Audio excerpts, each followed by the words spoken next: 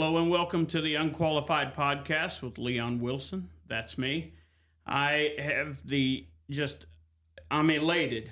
Let me just say it that way. I'm elated for my guest tonight. I think that if you don't know him, you're going to know him. The guy is just knocking it out of the park, literally like knocking folks to the ground and all this other. He's an MMA national champion. I'll let him tell you all about himself. My guest on this episode is my friend Tanner the Hammer Owens. How you doing, Tanner? Doing great. I'm a two-time national champion. Last year I fought in Indonesia for a world title. I did lose, but this year I get to go to Brazil to fight for another one. Hopefully I can get the W. I'm sure you will. I'm sure you will, buddy. So I've seen some of your clips. Man, you hit hard. And I know that I'm a fighter too. I was raised in the hood, and so it came a little bit different. I am not learned, like I don't have any kind of belts or anything like that. I can see you've got a couple of belts next to you. What are those? So this one is the 2025, and the other one is the 2024 national. My goodness. So you fight all over the country, or you fight primarily in South Carolina? Well, I fought everywhere in America. Well, trying to fight everywhere in America. I don't really care where it is. But I want to fight in the world. But those are just hard to get to sometimes, but you got to earn your spot. So you have to travel. Like I went to Milwaukee, and then I also went to Ohio and to fight for the nationals. That's where I won those. And then in Milwaukee, I got to go to Indonesia from there. And then Ohio is where I earned my spot to go to Brazil. Goodness gracious. So when's the Brazil fight? Brazil, I think I leave June 15th. I think the weigh-ins is the 16th, and then the first fighting day is the 17th. I'm pretty sure. Goodness gracious. So let's talk about jet lag. When you went to Indonesia, was there like a bunch of jet lag that you fought? It was horrible because it was like, I'm pretty sure it's like 12 hours because when it's night here, it's day there, and it's like completely different. So I didn't get a good amount of sleep until one day out before my fight. Then my teachers gave me all this work because I'm still in school, and they gave me all this work. And I didn't do none of it until I got back. And that was so hard to do. I bet. So has MMA affected your grades? First off, how old are you? I'm only 15. Okay. 15, yeah. So how do your teachers feel about it? So it's like some really like it, or some just they don't agree with it. They don't understand it. Some people just think it's violent. They think it's like a hateful sport, but it's really not. Yeah. Then you have some teachers that understand it and love it. I'm not going to ask you to say any names. I promise. I wish I could. Do not say names. Wish I could. So one of the things that I just absolutely appreciate about you is your love for Christ. So how did you come to faith in Christ? Well, so I've had some stuff, happen in my life, and I wanted to find something to help me get through that. And, I've always been in church and stuff like that. But then, like, when I was younger, you don't really take it seriously because you're little. When you go to church, you just want to, play and stuff like that. Then when I got older, I read the Bible more, and I, like, want to actually learn about it and be strong in my religion. And that's what I've tried because, he died for my sins. Why shouldn't I try to just read the Bible once a day? Yeah, that's awesome. So, what's your favorite, like, biblical, either book, passage, verse? Do you have a guiding verse that you go by? See, I'm not real good with the verses because I still don't know how the Bible, like, how you got, like, the chapters and stuff like that. I've always struggled with that, like, knowing where the stuff is. Like, that's when I'm in church and they're, like, saying off, they're like, John 3:16. I'm trying to find it and I don't know where it is. But, like, I think I just got done reading Matthew, and I like that. I liked him a good amount. Matthew's a great gospel. So in the Gospels, as far as, like, I'm concerned, I really like Matthew because Matthew gives a lot of context, and the context is, like, important to me. Like, when did this happen? Who was Jesus related to, and all that. Family's important. Like, I don't know how. I don't know how I got this far in life without having a fervent appreciation for my family. And I know you have a pretty supportive family. So tell me about your family. Oh, I have a very loving mom and dad. Couldn't ask for more. They help me with they give their life, to help me get where I can go. They fight for sponsors. They help me in school. So I have dyslexia, and it's been harder in school. So they've worked their butts off to like make sure I get the right education. And now that I got all these opportunities to go fight and stuff, they make sure that I can do it. Yeah. And I'm proud of that. I'm great to have my mom and dad. They've done so much for me. That's awesome. It's big of you to say stuff like that, because I know, and I'm not trying to sound mean, but I know 15-year-olds who don't even want their parents around. Like, if they had it their way, you would not know they have parents, and you're quite the opposite. And I think that shows, number one, the commandment, honor thy mother and father. Mm-hmm. And that comes with a promise that your days will be longer. And, and I think promise is huge for me. But I guess the biggest question I have as far as like, how that is concerned, when you go overseas, like when you went to Indonesia and now you're setting up for Brazil, who's the most nervous? Oh, it's definitely my mom. It's like I'm the one fighting, but she gets the most nervous because I'm so glad she does this, but she's like my manager. She does the plane tickets, she gets the fight set up, she does everything. So I'm proud for that, but she gets so nervous. Like from day one, when we start talking about it, she gets so nervous. But she's the one that's the most ready all the time. Yeah. And I'm proud of that because I don't know how she does all that plane stuff. It's difficult. So when you're in the ring and your mama's screaming, do you hear her in the crowd, or are you so focused that you're just thinking about the opponent? I wish I could say that I haven't heard her, but I have. I've heard her a good amount. I'm supposed to be focused in there, but I know in Indonesia, I slipped and fell, and she yelled loud, and I heard her, and I was like, dang it, because I knew I fell, and she yelled so, like, everybody, like, on the broadcasting could hear her. Like, that's how loud they were. She yelled, and I loved it, though, because I was on bottom. The guy was, trying to beat me up, and I heard her yell because she was telling me to fight, and I thought it was hilarious. So,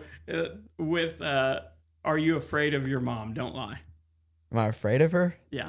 The thing is like she's like 4'11", and she'll still beat me up sometimes. She tries her hardest, and I love that.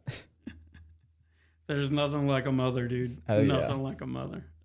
Something that I've realized I have accidentally hurt my mom. And one time she said, "Leon, what's that smell?" And I lifted my elbow to tell her what my deodorant was. She's like, "Are you wearing cologne? What's that smell?"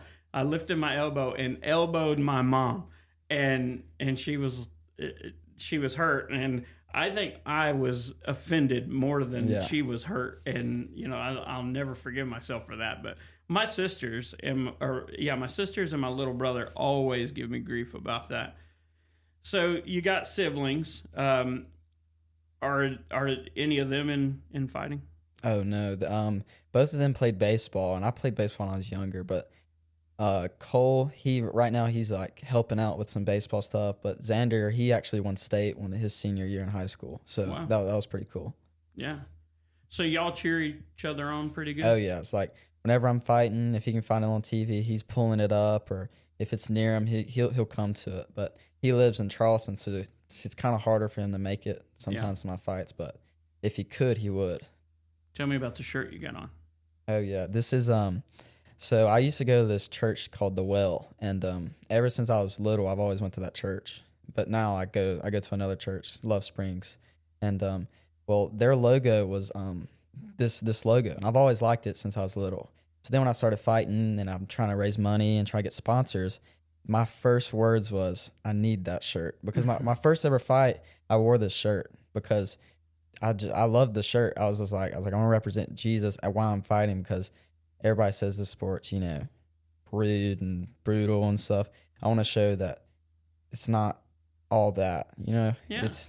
there is good in it. So I was, my first ever fight was like in a bottom of a hotel. It was rough, but I wore this shirt. And, so when I was trying to get money for Milwaukee, I was like, and they asked me for a design, and I was like, I want that design. And then the other stuff I didn't really care about, but I was like, I need the Jesus. I want that. That was my one demand I wanted.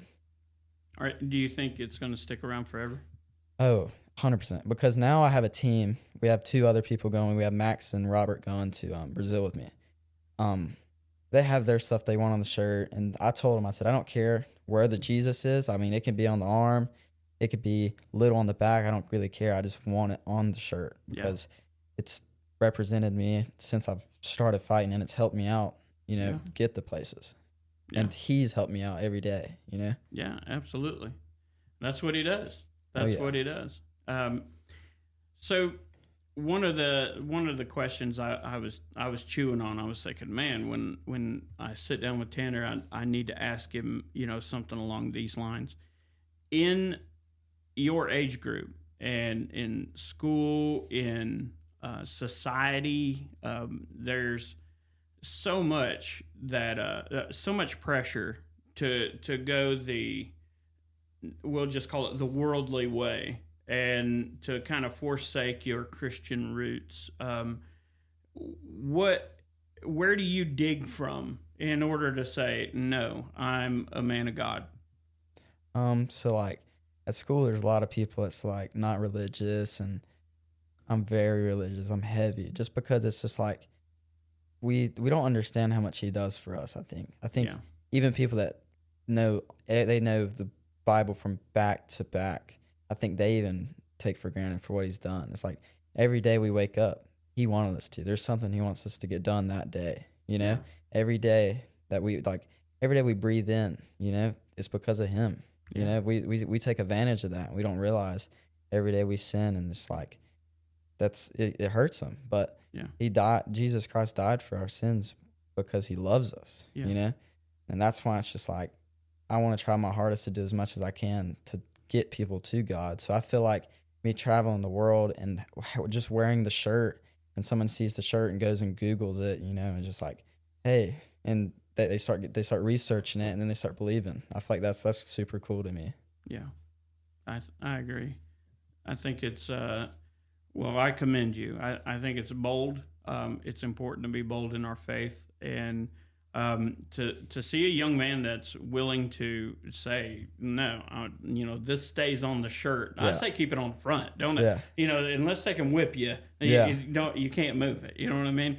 I like that. I'm gonna say that to him. Yeah. Well, I mean, I used to say it all the time. If you can whip me, I'll stop doing this. But if you can't whip me, this is what I'm going to do. Yeah. So, back in the day, I was a different person. I too have been through some things, and had a very rough life, and and Jesus saved me, even me, and I think it's huge that you stand up for that. I also think that it's huge that you keep it and you're rooted into it.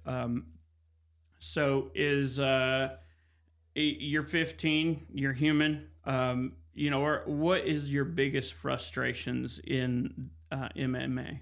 Biggest frustrations? I just don't like how much people like hate on the sport. It's because they're just like, oh, it's violent. They just like, people don't think there's any love in it. It's just like, when my opponent, when I'm fighting him, after, like, me and that guy has the best friendship. It's like, it's a different kind of bond. It's when you do sports and stuff, but when you're trying to hurt each other, it's different. It's like a brotherly thing. Yeah. And like my teammates and stuff, we got a different kind of bond than like a baseball team does. But just because every day, we go and train, we try to hurt each other sometimes. And I just think people they don't realize it's not as like, it's violent, yes, but we love each other so much that we're willing to do that, then dab up after, and not hate each other for the rest of our lives. Yeah, that's huge. there was I forget who it was. It was like one of the bloodiest MMA fights in history, and I forget the two fighters. And and please forgive me, internet, for forgetting the fighters' names. But I remember they were. It was a UFC fight, and they had just utterly one of the most just long straight to the bells. And Did the guy have like a mohawk? I think so. Yeah, I know you're talking about. Yeah, I think it was. I can't even remember, and I'm not going to say it because I can't. I can't be confident in the answer. But I remember watching those guys, and I mean, I'm talking just ruining each other's faces, and then at the end of it all, they barely can stand, and the after the winner was, I forget who it was that won. But after the ref or the announcer held his hands up, or the ref held his hand up, it was like they both wanted to collapse, but they had to meet each other. And I think that's huge. There is a lot of love there. Yeah. There's a lot of respect, huge amount of respect, and that's important. Is that probably your favorite part of it? Yeah. It's just like the respect that we have for each other. It's just because like he knows what I can do, and I know what he can do. Mm-hmm. And for me and him to step in that ring and do it, it's just like I respect that guy so much for doing that, and I hope he respects me for doing that. Whoever I fight, I've always looked up. Like I fought this one kid, my first cage fight. It was a kickboxing match, but he was 19 years old, and I was 13, and he respected me so much for stepping in. I won, but he respected me so much for just even getting in the ring. Wow. But that fight, I was so scared. What was your biggest fear? What do you feel like? Well, it's just because like he was training for like 14 years of his life. Yeah. And I was 13. So he's been training longer than I've been alive.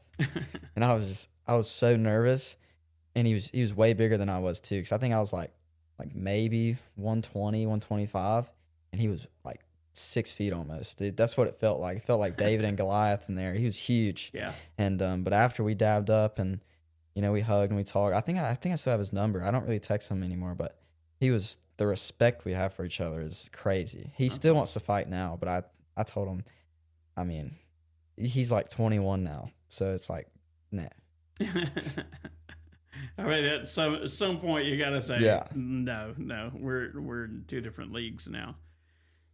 So what is your class right now? What class you in as far as like weight class? Oh, I'm for nationals I fought 140, and then at Worlds I'm fighting 145. Do you go between? Do you put on weight and cut pretty quickly? I cut. I do. Yeah. I think I walk around about 150, 155 maybe. Nice. So I don't cut. Me too. I don't cut as much as some people cut like 30 pounds. Yeah. But that's more like when you're getting up in the pro, know, big amateur fights. But this league, I mean, there's really no point of cutting 30 pounds. Yeah. There was a time when I pulled security for cage fighters in the WFC and or not WFC. It was the oh goodness, now I can't even think of the name, but it was LFC, Legend Fighting Championship.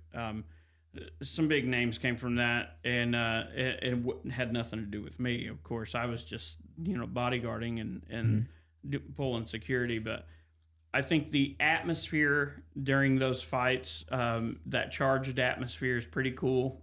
There's an allure to it. I mean, like you're like, hey man, it's let's go. And seeing some of these guys get in the ring and after how much I know that some of them cut and things like that was a challenge. But, if I had any suggestion, just, an old fat guy gives you a suggestion, it's, try to stick to your, whatever your fitness is and not do those big swings. 'Cause sometimes it can cause negative effects, but, so is this something that you want to go pro at? Do you have a... Oh yeah. I want this to be my career. This is like, every day I train, I'm watching videos, trying to get, more educated into it. But with the cutting weight, I don't like cutting weight. No one Yeah. likes it, but it's like, let's say you walk around on 150, so you fight at 150. When you fight somebody that's 150, they cut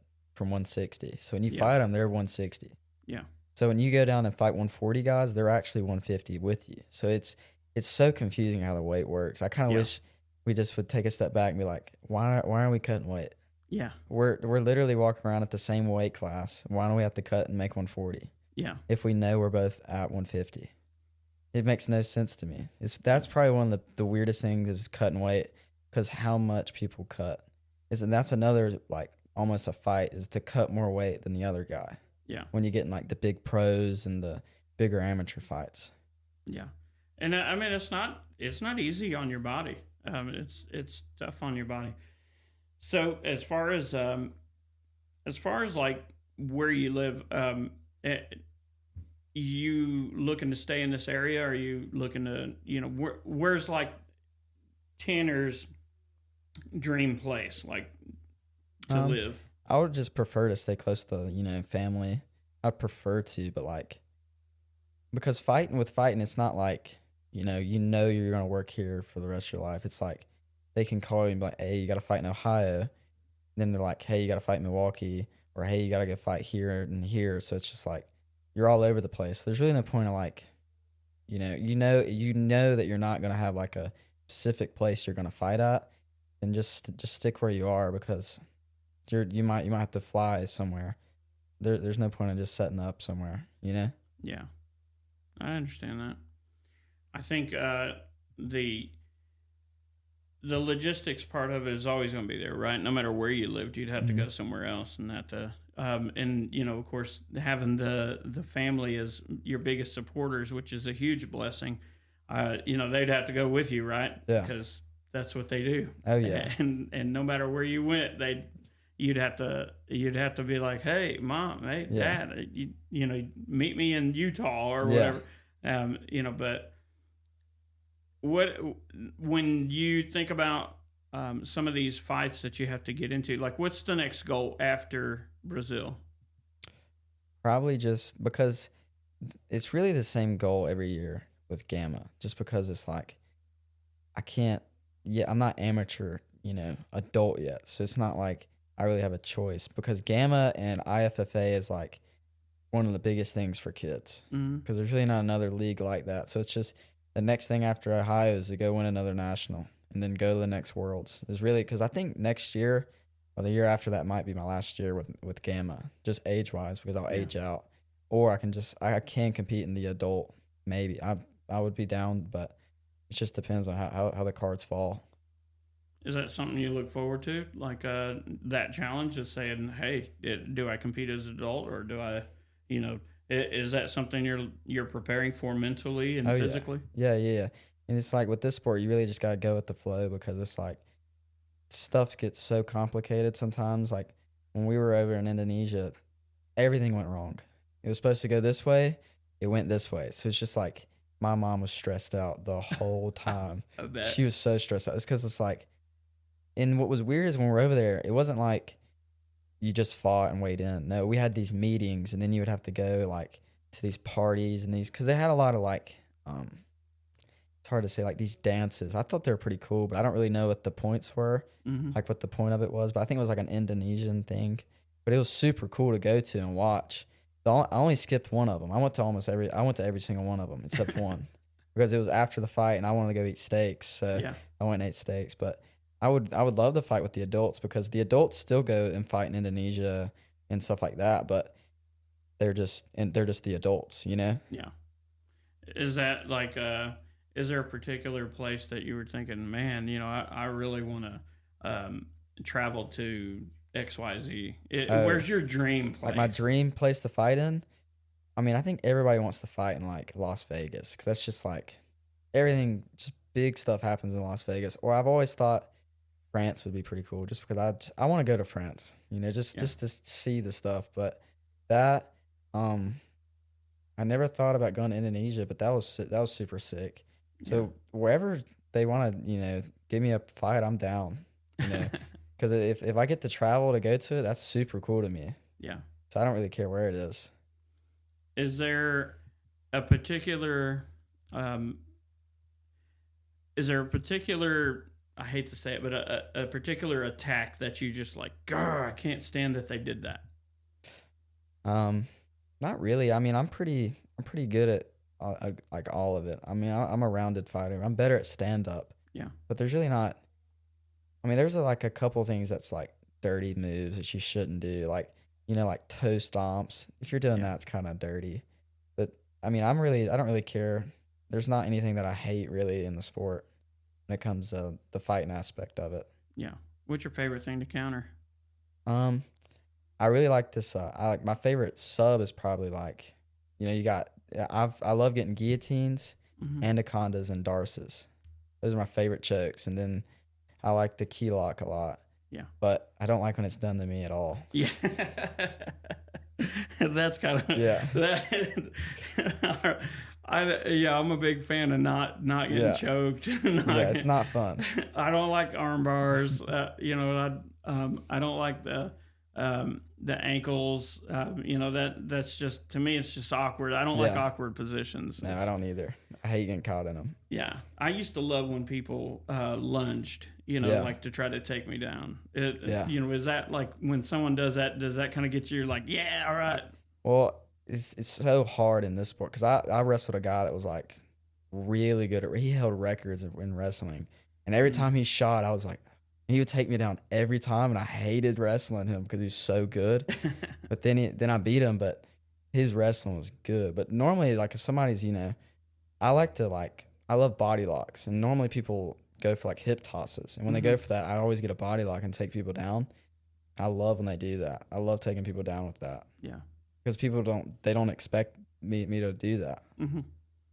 When you spar with somebody, do you typically try to spar way up, like outside of your weight class, things like that? Well, everybody at my gym's bigger than me, so it's like I train with the adults. I haven't trained with the kids since I was like 12, 13, Mm-hmm. but everybody's huge. Like we got some guys at the gym that are just crazy big. Like we had this one guy that I grappled. He had to be like 250 and like 6'2". He was huge. He beat me up, and I tried because he wrestled like in college and stuff. I can't remember his name though. He was so good, but I've always tried to go like with somebody better than me or weighs more. Yeah. But just because you have to work way harder to get anything, and then when you do, it feels so much better to get it. Yeah, absolutely. So let's change gears. Life is a fight, and it's there's certain things outside of the ring that are challenging. There's probably a lot more security in the ring because it's who your enemy is. You see who they are, or your opponent, not necessarily your enemy, but you see who they are. You know who they are.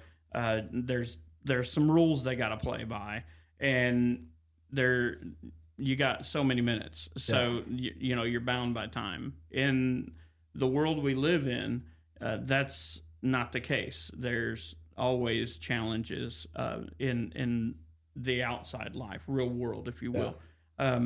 So what are some of those real world challenges that you feel like, man, I'm so glad I've got the Lord in my life? I would definitely say one of there's a couple, but like school's really difficult for me just because it's like, I struggle with reading and stuff like that, and math has gotten way harder. Before I was actually good at math, but now I can't really do it. But he has to help me a good amount there, But school sometimes can get very difficult. But MMA has actually helped me with that. It's just like I feel like my focus has just gotten way better since I started MMA. So it's helped me in school too, like just get better at figuring my way out of it. Yeah, that makes sense.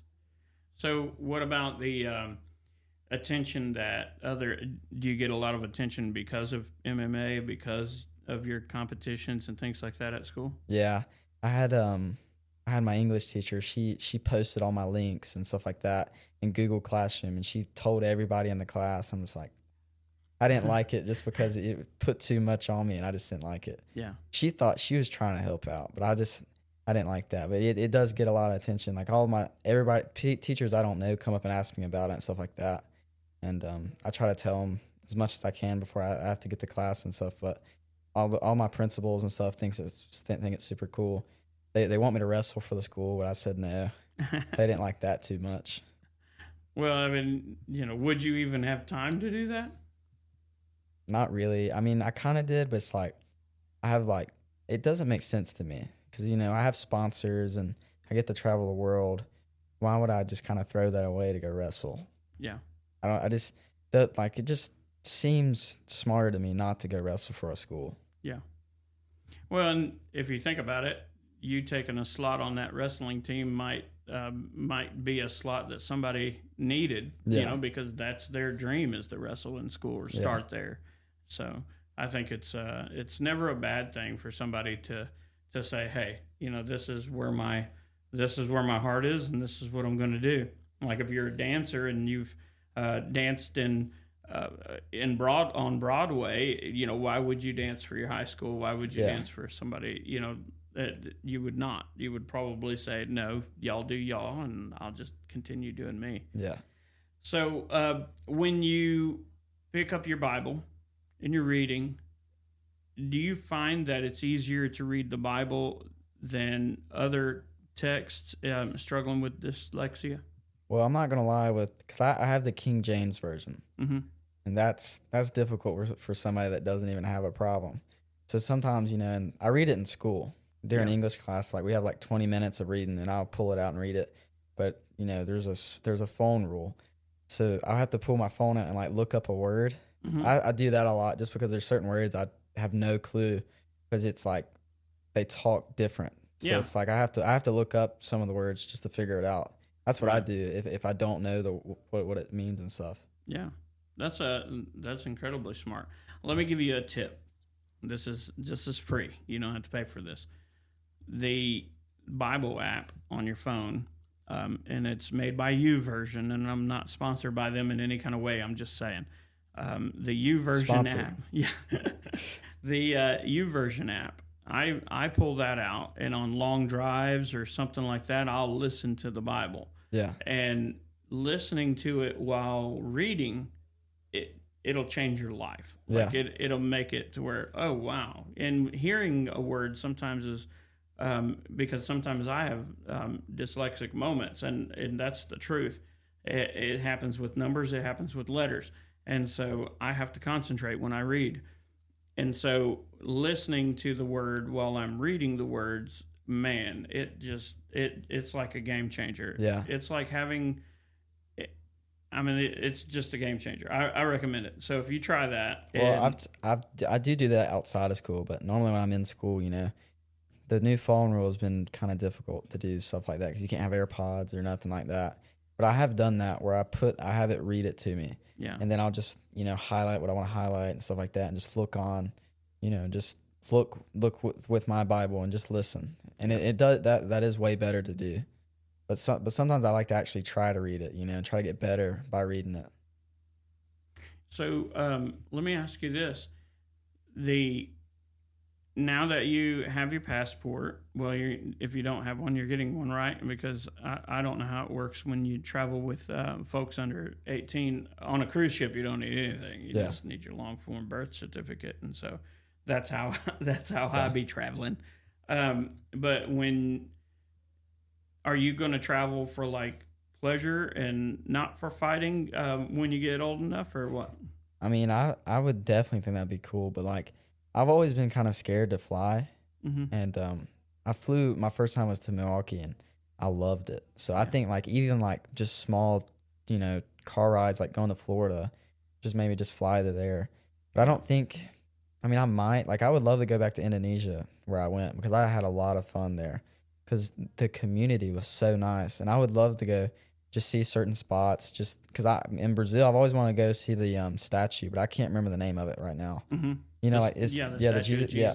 Well, we're gonna be really near that. Really? Yeah. So we're gonna go and drive and see that. Nice. So I would love to go, see certain things around the world. I would love to go to can't remember the name of it, but I would definitely travel for pleasure. Yeah. So, have you thought about doing any missionary work? I've done I did one when I was little. I went to Texas, but I've never done. That's probably yet, but I would definitely be really cool to do. Well, I got a guy who he does missionary work in Africa, and then Richie Scruggs, who was on the podcast a few episodes ago, who does the Wrestling for Christ, he does missionary work, and I can assure you they'd love to have you along. If you find yourself in just that with the time to do that and be able to volunteer. And Yeah. I'm in the Philippines, probably be pretty epic for somebody like you, man, Yeah. to be able to go there and maybe have a little sparring match in the ring, in their wrestling ring or something. I'm not giving anybody any ideas. I'm just simply saying that, it would have to be pretty awesome to take advantage of stuff like that. But both of those guys are definitely down for anybody who wants to travel with them. Yeah. But I'm thinking like somebody like you who, you have a skill and you use it and, you're able to share that with the world. And I think that's pretty epic. So let me ask you this, because I know folks are going to ask. Do you have your eye on a special young lady? I do. Okay.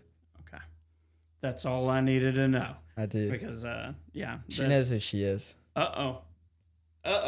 We're not name dropping though. Yeah, don't do it. Trust me, don't do it. It's better this way with the mystique and stuff like that. I guess when you think about church and when you think about fighting and folks think about how can you be an MMA fighter and do violence, how can you still serve Christ and represent Christ? And I know that's a tough question. Yeah. But now that you hear it coming out of my mouth, what is on your mind? It is difficult because when I first started MMA, I've always wondered, I was like, I know he's like, love your neighbor, right? Mm-hmm. Is it a sin to do the sport? And then I've done some research on that, and well, that's where I've always wanted to show people that no, we're not out here actually, trying to we're trying to, beat each other up, but we're not. It's not like the street where I'm gonna beat you up and then leave you there. No, here we're doing it to win. Win this, get our name out there, but we're doing it with each other. We're not doing it against each other almost. I like that. That's where, we like to, be in the back, get our heads, get ready to go fight. But realistically, we're doing it with each other. No matter how much you hate that guy, you still have so much respect for him. And after, normally there's some times, but normally you normally hug or something after, because there's that much respect. And normally there's so much tension before a fight, y'all two are eyeing each other down, so after it's broke, it's just like y'all two are ready to talk, and stuff like that. And that's another thing that I like. Sometimes I like the after the fight more than I do winning the fight, just because I get to talk to that guy and there's no build up no more. Cause you have your fight camp and then, you're getting ready and you got to make weight and then you got to go fight. There's so much tension about this guy. And then when it's broke, you finally get to sit down and talk to the guy, and then he's a good guy most of the time, Yeah. That's why I like it, because I get to make another friend after, if he doesn't hate me. How, if you were to say, let's just say, put a percentage on it, how many fights have you fought percentage wise, and y'all two have just been broing it out afterwards? Oh, so far 100%. So far, really 100%. The only time that I've ever was maybe the first time I fight, but it wasn't the kid; it was the parents. But the kid loved me, but the parents hated me because it was the hotel fight. Mm-hmm. I didn't know this, but the kids weren't that good. They were good, but I was better, and I won, and their parents didn't like it, and they yelled and stuff like that. But the kids, every kid I've ever had was nice. Nice. So I've always respected that. So tell me about the tension when you're winning by points, and there's no tap out, there's no knockout. That's the easy win, right? Yeah. It's a hard, but it's the easy win. You just know.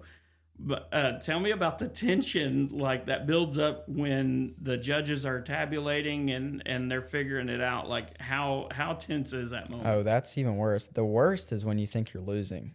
Yeah. Because even like you can be out there beating the guy up, but you're still in your mind. You're like, did I win that round? Yeah. Because I do that all the time. You know, I was at Showcase and I fought the guy and I was like, he landed a good punch. They might have gave him that round. Then you go and I looked at the score sheet and I won every round. And I was like, okay, so we're good. But that's the biggest thing is like in your mind, you're like, man, I feel like I lost that fight. Yeah. And it's hard to do. It's hard not to do. So it's still so much tension until a hand is raised and decided. That's when it's broke. But Yeah. the whole time it's y'all two were it's so tense. You can almost cut it with a knife. Yeah. It's crazy. So has there been a time that you've just been like, well, let me ask it this way. In the moment when you're like, man, I'm fixing to go in here and we're going to battle it out. How many fights or when is the time that you like pray before you go in? What's that look like? I pray a lot before I fight. I pray with my family.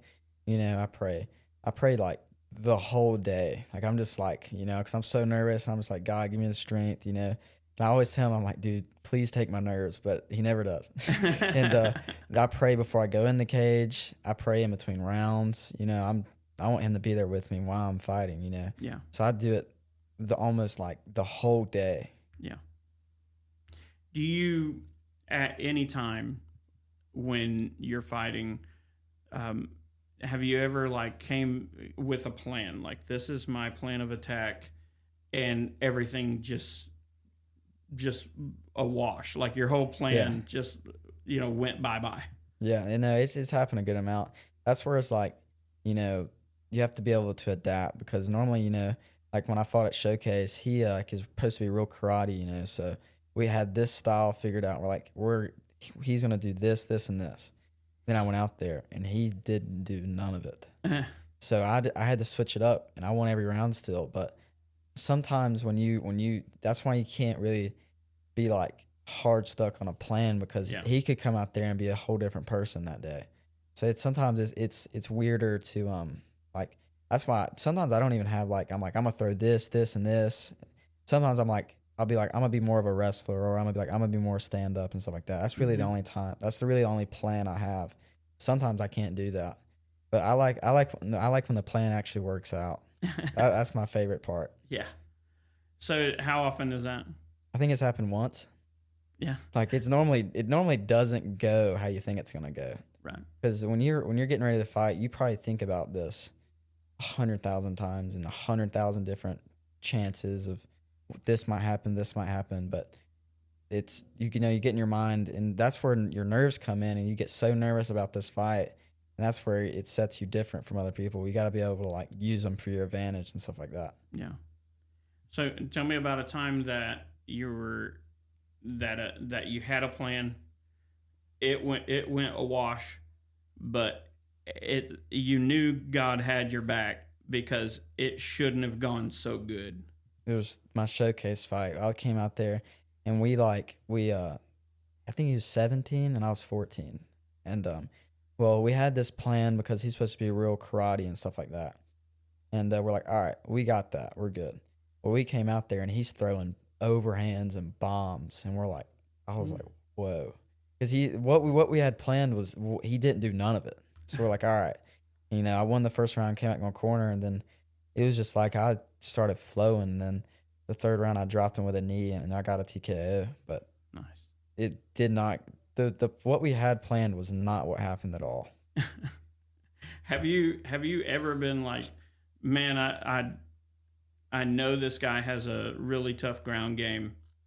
I really need to keep him on his feet, and that just like not happen. Like he was bound and determined to go to the ground. Well, yeah, that's happened a good amount. When I fought that really good wrestler, I knew he wrestled because he had all these records and stuff. So it was like he was a good wrestler, and I was like, I'm gonna stand up with this guy. Well, then I was trying to stand up with him, and I lost. There's 3 rounds. I lost 2 rounds. So going into that third round, I'm going, dude, I'm losing. I was down in points. And I'm just like, man. Then I looked across the ring, and he's like, putting his head down, and he was just so tired. Well, then I went out there and I grappled him. I wrestled him, and then that's how I won the fight. Really? Yeah. My goodness. What'd you win with? A rear naked choke. Man. He Take was it not. home. He was I got to not dab happy. you up on that one. He was not happy about that. That was awesome. I like that. Is that recorded? Yeah. I don't know. Yeah, it is. You got to send me a link or something. I will. Because I got to see that. I got to see that. I will. I've seen some of your reels. Like fight reels. I've seen some of the videos that your mom has posted, and you're talented, buddy. I mean, you are talented, but you just not just talent. Like, you've got raw potential, and the sky's the limit. I like seeing that. It blesses my heart even the more, knowing that you're a man of God and that you've got your mind made up for that. So there's probably somebody out there who wants to get in MMA. How do they do it?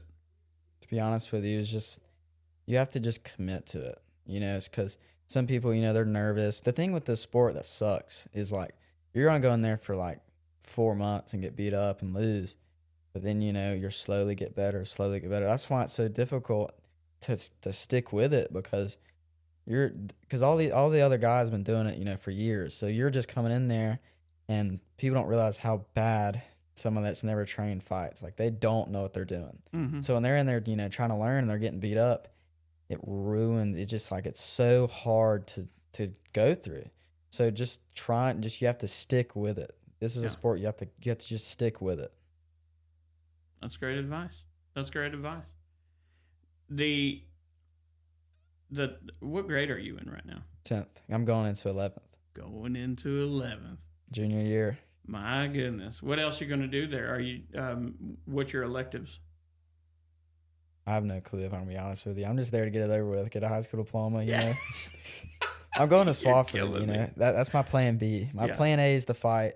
My plan B is to, I'm going to do all the Swofford classes, like the course I'm doing. I'm going to finish that out. Yeah. And that's going to be my plan B if fighting doesn't work out. What course is that? I'm doing automotive technology. Nice. Yep. I'm master certified in that. Yep, that's what I'm going there to do. That's my plan B. That's a great plan B, because, I mean, unless, and God forbid, but unless you get to a point where you cannot fight, I mean, you've got options, and man, there's always going to be cars, and so that's one thing that I was like, man, I'm convinced that there's always going to be cars. So if always. I learn how to use these tools, and learn, that's step one. Learn the tools. Yeah. Step two, learn what you can do with those tools. Yeah, that's literally what we did. My first holes, because I've only done one semester of it. Yeah. The first thing we did was tools. We learned about the toolbox was the first thing we learned about. Nice. And then we learned about all the tools in it. And then we barely started learning about like how they work. But normally we just learned about them and how they functioned. And I thought that was sick. So I think my next course we're actually gonna learn about how they like work and how you do them and stuff like that. Yeah. Well, the gauges and stuff like that are great too. I mean, like tools, gauges, man, you can learn anything. Yeah. Like, and I mean, now you need a computer or a scan tool. I recommend the Snap-on one. Again, I'm not Swofford. sponsored. What I loved is Swofford has a thing with Snap-on. So it's like if I want to go, let's say I want to start, get my tools now, I can buy it for like 50% off. No way. I thought that was so cool. So I'm about to rack up some tools and stuff. I think my father's gonna, help me out with that too. Yeah. Yeah. Thanks, Dad. Yeah. I think he wants some for himself too, Yeah, of course. He's gonna go through me, get him half off. Yeah. You're gonna be a Snap-on dealer and you don't even know. This is not what you plan on doing with your life, but it's gonna happen. Yeah. That's awesome. So let me ask you this. There are people out there your age, men, young women, who feel like they don't know what they're called to do. They don't have a niche that they're in. They don't have, and in some cases, they're going through things and they're like, man, And I'll just say it like this. It's so easy to shut down and not push forward. What kind of encouragement, advice do you have for somebody like that? The biggest thing is just like, no matter what you've been through, no matter what's happened, like no matter what, like you can go through the worst, you can be the worst person ever. Jesus Christ will still love you no matter what. Amen. He died for you on the cross. Yeah. He did. And he rose for you. You know what I'm saying? No matter what you've been through or what you've done, he still did it for you. Yeah. He died so you can have an option, you know, no matter what you've been through. And I just think some people, you know, they're just scared to come to him, but no matter what you've done or what you struggle with, he still loves you no matter what. Yeah. That's awesome. Thank you for that. I appreciate you being on the podcast. What did Leon learn? I'll tell you what I learned. This world is a battle. My man Tanner, he gets to fight that battle in a cage against somebody that he can see. And that's not always easy.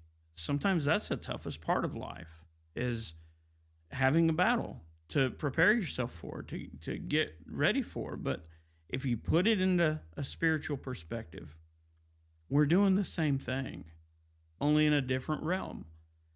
You know who your enemy is. And let's be honest with each other. Sometimes our enemy is us. There's a battle going on in each one of our heads every single day. We don't acknowledge it sometimes. The mental health side of things is totally just driven off and written off as a moot point. But also there's people who are in our lives that sometimes they run us down, or they sucker us into a situation where, you know, we feel like we're less than real people. And some of those people are folks who you look up to and you respect, and people, what I'm saying is people can be your enemy too. But just like fighting in a cage with your fists, with your feet, with your arms, with your head, you are not alone. You have somebody in your corner, and that's Jesus. Just like Tanner said, it is sometimes hard for the proud person to say, I need help. It's incredibly hard if you don't know what help you need and you don't know who to go to. But in our case, in your case, you know exactly who to go to, and his name is Jesus. John 3:16 says, for God so loved the world that he gave his only begotten Son, that whosoever, that's us, believeth upon him will not perish, but have everlasting life. That's a promise. You do have a corner man. His name is Jesus. And almost 2,000 years now, he did die for you, like Tanner said. What I've learned is that a young man, 15 years old, who won the national championship and went and won silver in the world, the whole world, says, I understand if you're scared, but I'm telling you there's no reason to be, because Jesus wants you. That's the amazing thing about Jesus, our corner man, is he will chase us down to love us. And what else are you going to do? You're sitting there, you've stumbled upon this podcast, and you've stumbled upon this awesome interview that, you know, with an incredible young man who has his whole future ahead of him with a heart of gold. It's not by accident. It's no coincidence. Christ has calling unto you. Will you answer the call? Will you fight by yourself? Or will you accept the corner man who will never leave you, never forsake you, and he'll be with you even unto the end of the world? That's the choice. If you make the right choice and you choose Jesus, your life is about to change. Anyways, my call to action is like, share, subscribe, follow, do all those things, all those amazing things. We are not done. This podcast is growing exponentially at a rate that only has to be God. And folks like Tanner, who is an incredible young man, great family, love them all to death. We look forward to seeing what you do in your life, and if you're ever in doubt that people are praying for you, I can assure you I am. And I can also assure you another thing, that it ain't going to stop. But I love you. Listen, I love you. God loves you. This has been the Unqualified Podcast with Leon Wilson.